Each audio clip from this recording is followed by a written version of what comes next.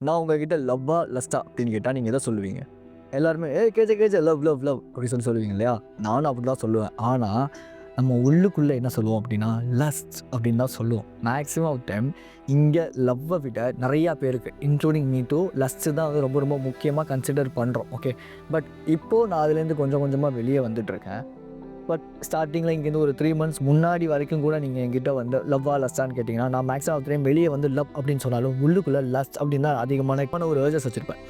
எனக்கு வந்து இங்கேருந்து ஒரு 6 மந்த்ஸ் முன்னாடிலாம் ஒரு பொண்ணு க்ரஷ் அப்படின்னு நினச்சிட்டா, அந்த பொண்ணை வந்து நினச்சி ஒரு வாரம் வந்து அப்படியே யோசிச்சுட்டே இருப்பேன்.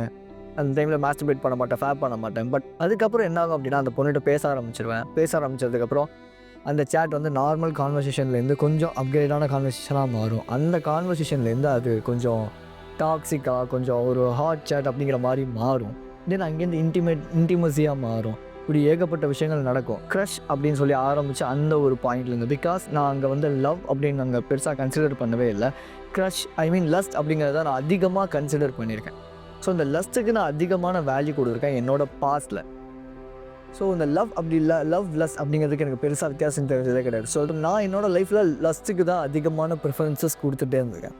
ஸோ எப்படி இந்த லஸ்ட்டுக்கு கொடுக்குற ப்ரிஃபரன்ஸை நம்ம ஓவர் கம் பண்ணலாம், இந்த லஸ்ட்லேருந்து எப்படி நம்ம வெளியே வரலாம் அப்படிங்கிறத இந்த வீடியோவில் நான் யூஸ் பண்ண விஷயங்களை வச்சு நான் உங்களுக்கு சொல்லித்தரேன்.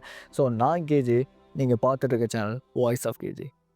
பர்சனல் ஆன்லைன் கோச்சிங் ஸ்டார்ட் பண்ணியிருக்கேன். இது 1-on-1 online coaching 10 to 15 sessions வந்து கம்பல்சரியாக இருக்கும். ஃபீஸ் வந்து ரொம்ப ரொம்ப அஃபோர்டபுள் தான். கீழே கொடுக்குறேன், ஷெட்யூல் பண்ணி நீங்கள் அங்கே வாங்க, மற்றது நம்ம டீட்டெயிலாக அங்கே பேசலாம்.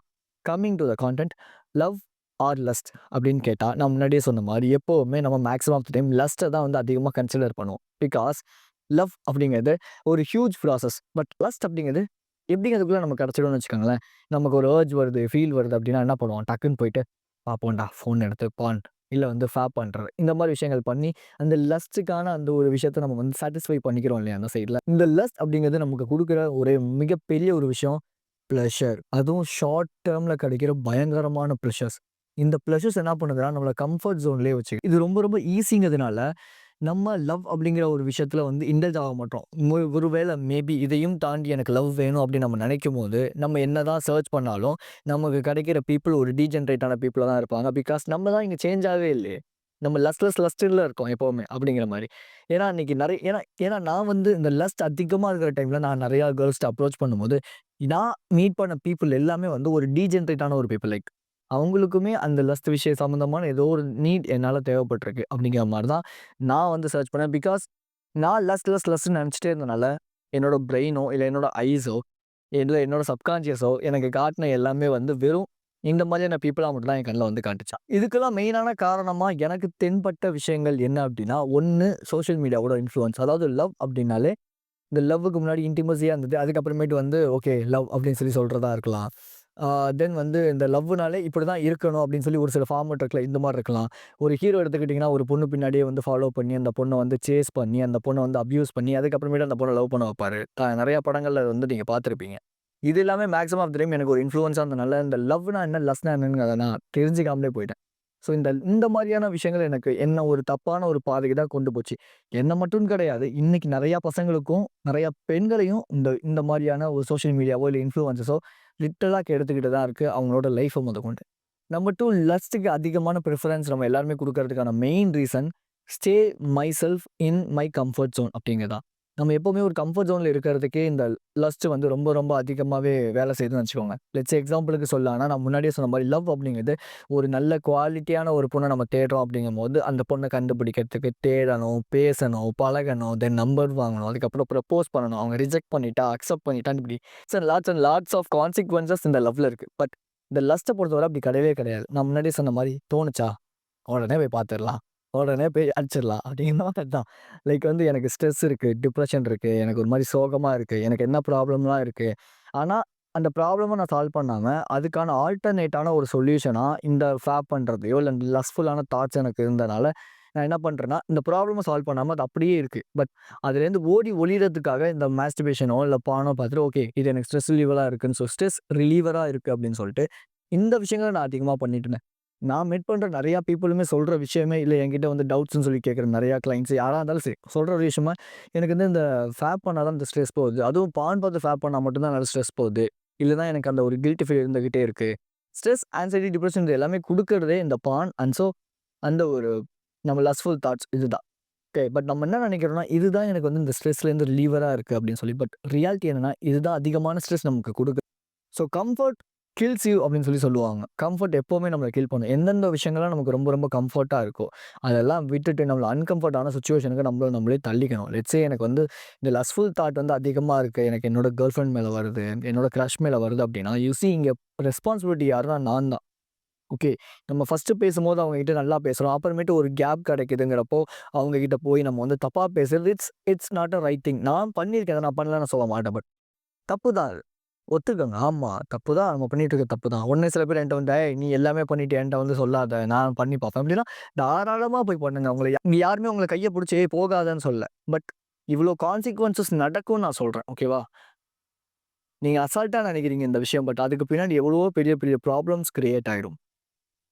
அப்போ இந்த லஸ்ட்லேருந்து நான் எப்படி வெளிய வரது? இத எப்படி நான் ப்ரிஃபர் பண்ணாம இருக்கிறது அப்படின்னா, ப்ரிஃபர் லவ் மோர் தென் லஸ்ட். லஸ்ட்ட விட லவ்வ ப்ரிஃபர் பண்ணுங்க அதிகமா. ஆமா. ஒரே வழி இதான். லைக் லவ் அப்டின்னோனே நீங்க ஒரு பொண்ணு மேல வச்சா மட்டும் தான் லவ் அப்டின்னு நான் இங்க சொல்ல கிடையாது. உங்க ஃப்ரெண்ட்ஸ் மேல, ஃபேமிலி மேல, உங்க மேலயே அன்பா இருக்க ஆரம்பிங்க. உங்கள நீங்க எந்த அளவுக்கு லவ் பண்றீங்களோ, அட் த சேம் டைம் அதே மாரி தான் ஆப்போசிட்ல இருக்க பெர்சனையும் நீங்க வந்து வேல்யூ பண்ணுவீங்க. நான் வந்து ஒரு சூப்பரான ஒரு பொண்ண அட்ராக்ட் பண்ணும். ஆனா நான் வந்து எந்த ஒரு சேஞ்சுமே நான் பண்ணிக்க மாட்டேன். நான் அதே இடத்துல அப்படியே இருப்பேன். ஆனா நான் குறை சொல்லிக்கிட்டே இருப்பேன். என் லைஃப் இப்படியே இருக்கு. என் வாழ்க்கை இப்படியே இருக்குன்னா, அப்போ இந்த தப்பு யார் மேல? லிட்டரலா அது என் மேல தான். நான் ஒரு அப்டேட்டுமே பண்ண மாட்டேன். நான் எந்த ஒரு விஷயமே பண்ண மாட்டேன். ஆனா நான் அட்ராக்ட் பண்ற பீப்பிள் மட்டும் குவாலிட்டியா இருக்கும்னா, இது எப்படி நடக்கும்? நடக்காது இல்லையா? அப்ப யார் இங்க தப்புனா, நான் தான் ஃபுல் ரெஸ்பான்சிபிலிட்டி. ஸோ இதே மாரி இன்னைக்கு ரீசென்ட்டா அதுவும் அதுவும் இன்னைக்கு நான் நெறையா பார்க்குறது, இந்த ரீல்ஸ்லயும், ஷார்ட்ஸ்லயும் வியூஸ் வரணும், லைக்ஸ் வரணுங்கிறதுக்காக இந்த பொண்ணுங்க அதிகமா வந்து இந்த ஆடை சுதந்திரம் அப்படிங்கிற பேர்ல ரொம்ப ஹாட்டா கிளாமரஸான ரீல்ஸ போடுறது, கிளாமரஸான ஷார்ட்ஸ போடுறது. அந்த மாரி பொண்ணுங்கள பசங்க நெறைய பிரைஸும் பண்ணிட்டு இருக்காங்க. வாவ்! சூப்பர். நீங்க வந்து இப்படி, நீங்க வந்து எதுக்கு? ஏன்? கேட்டா ஆடை சுதந்திரம், பெண் சுதந்திரம். பெண் சுதந்திரம்னா ஃபர்ஸ்ட் ஆஃப் ஆல் என்னன்னு தெரிஞ்சுக்கங்க. அந்த காலத்தில பெண்களுக்கு ஓட்டு உரிமையே இல்லாம இருந்துச்சு. அந்த காலத்தில பெண்கள் வந்து மேல் சட்டை போடக்கூடாதுன்னு சொல்லி ஒரு சட்டம் வந்துச்சு. அந்த காலத்தில பெண்கள வந்து உடன்கட்டை ஏற சொன்னாங்க. அந்த காலத்தில சின்ன சின்ன பொண்ணுங்களுக்கும் கல்யாணம் பண்ணி வச்சாங்க. 8 வயசு, 9 வயசு பொண்ணுங்களுக்கெல்லாம். பெண் கல்வி இல்லாம இருந்துச்சு. அதனால இதெல்லாம் கொண்டு வந்தாங்க. ஃபாரின்ல அவன் பண்றான் அப்படிங்கிறதுக்காக நம்மளுமே இங்க வந்து ஆடை சுதந்திரம் அப்படின்னு சொல்லிட்டு பண்றதெல்லாம் சின்ன சின்ன பொண்ணுங்களுக்கு கூட சின்ன சின்ன குட்டி குட்டி பொண்ணுங்களுக்கு கூட அரைக்குற மாரி ட்ரெஸ்ஸ போட்டு ஆட விடுறானுங்க. இதெல்லாம் எதிர்த்து நீங்க நில்லுங்க. ஓகே. நம்ம கிட்ட இருந்து இந்த சேஞ்ச கொண்டு வருவோம். உங்க ரீல்ஸ்ல, Instagramல எதுலயோ இந்த மாரியா அரையும் பொண்ணுங்க வந்து ஆடுற மாரி வருதா? நாட் இன்ட்ரஸ்டட் குடுங்க. ரிப்போர்ட் குடுங்க. அத பார்த்துட்டு டெம்ப்ட் ஆயி, ஃபீல் ஆயி, அவங்க சம்பாரிச்சுட்டு போயிடுவாங்க. ஆனா, அதே இடத்துல அப்படியே இருக்க போறது யாருன்னா, இதே மாரி யாராவது பேசுறவன்ட்ட வந்து, "ஏய் நீ இப்படி, நீ அப்படின்னு" சொல்லாம, அவங்க சொல்றது யாராவது ஒருத்தர் சொல்றத கேட்டுட்டு அந்த விஷயத்த ட்ரை பண்ண பாருங்க. சும்மா உட்காந்து அவங்கலாம் வந்து போடுறாங்க. வாவ்! அவங்கலாம் செம்ம அழகு.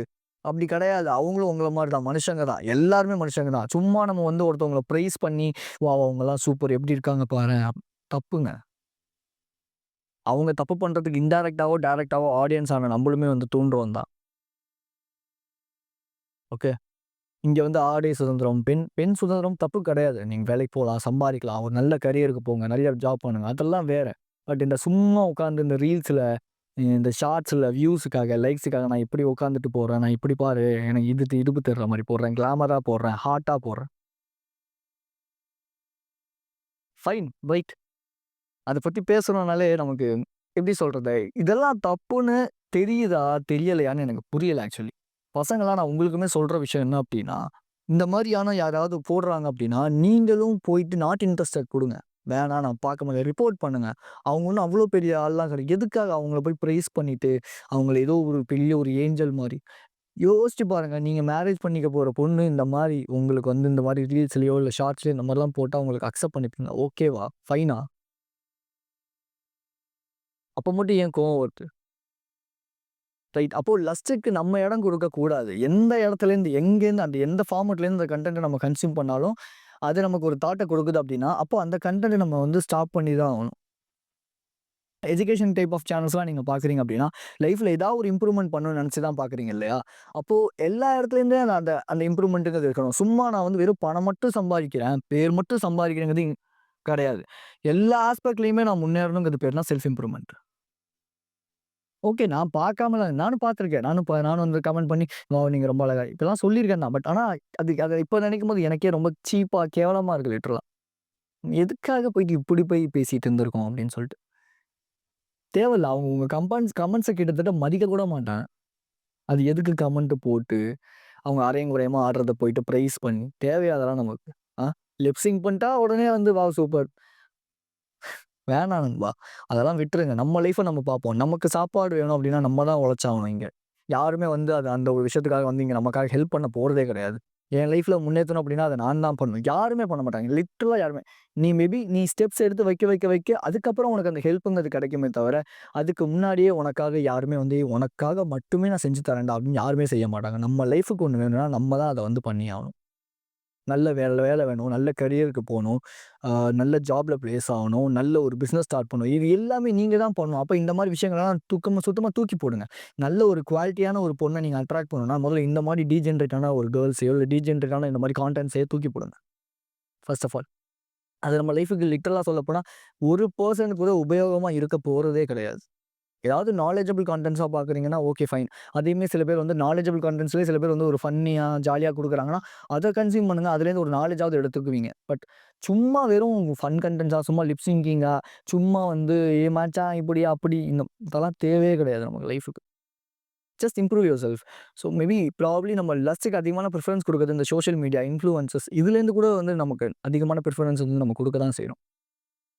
ஃபோட்டோஸ் அவங்க போட்டுட்டு போயிடுறாங்க. பசங்களுக்கு கீழ கமெண்ட் என்னன்னா ஓகே. ரைட் நம்ம எங்கேயோ போயிட்டுருக்கோம்.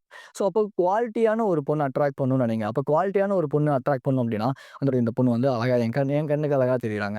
அப்டின்னா ஓகே ஃபைன். அழகா ஓகே. பட் கேரக்டர்ங்கிறது ரொம்ப முக்கியம். கேரக்டர் எப்டி இருக்குன்னு பாருங்க. இதெல்லாம் பார்த்து தான் நீங்க வந்து ஒரு ரிலேஷன்ஷிப்குள்ள போங்க. ஸோ அப்போ அதுக்கு நீங்க எப்படிப்பட்ட ஒரு குவாலிட்டியான பீப்பிளா மாறணுங்கிறத யோசிங்க. உங்க சர்க்கிள் எப்டி இருக்காங்கன்னு யோசிங்க. நீங்க பார்க்குற கன்டென்ட்ஸ் எப்டி இருக்குன்னு யோசிங்க. நீங்க என்னென்ன விஷயங்கள வந்து அதிகமா கன்சியூம் பண்றீங்கன்னு யோசிங்க. இது எல்லாத்தையுமே வச்சு தான் நீங்க யாருங்கிறத வந்து சொல்லுவாங்க. ஸோ, அப்போ அந்தந்த விஷயங்கள சேஞ்ச் பண்ணுங்க. எந்தெந்த ஆஸ்பெக்ட்லாம் நீங்க கம்மியா வரீங்களோ, அங்கங்க சேஞ்ச் பண்ணுங்க. ஆட்டோமேட்டிக்கா கேர்ல்ஸோட அதாவது நல்ல குவாலிட்டியான கேர்ல்ஸோட அட்ராக்ஷன் உங்களுக்கு கிடைக்கும். Okay. Finally change your self. நீங்க சேஞ்ச் பண்ணணும்னு நினைக்கிறீங்க. இந்த லஸ்ட்ஃபுல் தாட்லேருந்து ஒரு விதமான பிரிஃபரன்ஸ் கொடுக்காம இருக்கணும் அப்டின்னா, பழைய மாரி இல்லாம நம்ம ஏதாவது புதுசா ஒரு விஷயம் நமக்கு நம்மளே பண்ண ஆரம்பிக்கணும். அது கிட்டத்தட்ட இதுவரைக்கும் ஒரு விஷயம் பண்ணிட்டு இருக்கீங்க. அது உங்களுக்கு செட் ஆவலன்னா, அதுலேருந்து ரிவர்ஸ் இன்ஜினியரிங் பண்ணி, அதுலேருந்து ஆப்போசிட்டான விஷயங்கள பண்ண ஆரம்பிங்க. அது உங்க ஐடென்டிட்டிய சேஞ்ச் பண்றதா இருக்கலாம். இல்ல உங்களோட அப்பியரன்ஸ் வைஸ் சேஞ்ச் பண்றதா இருக்கலாம். இல்ல உங்க பிசிக் சேஞ்ச் பண்றதா இருக்கலாம். உங்க மைண்ட் செட்ட சேஞ்ச் பண்றது எல்லா ஆஸ்பெக்ட்லயும் சேஞ்ச் பண்ணுங்க. Change will never change. Okay. உங்களுக்கு மாற்றம் வேணும் அப்படின்னு நினைக்கிறீங்கன்னா, இவங்கள எவங்களையுமே குறை சொல்லாம நீங்க மாறுறதுக்கு ட்ரை பண்ணுங்க. அவ்வளவுதான். So be strong and stay positive. This is KJ. I will see you in this informative video and thank you for watching this video. Love you guys.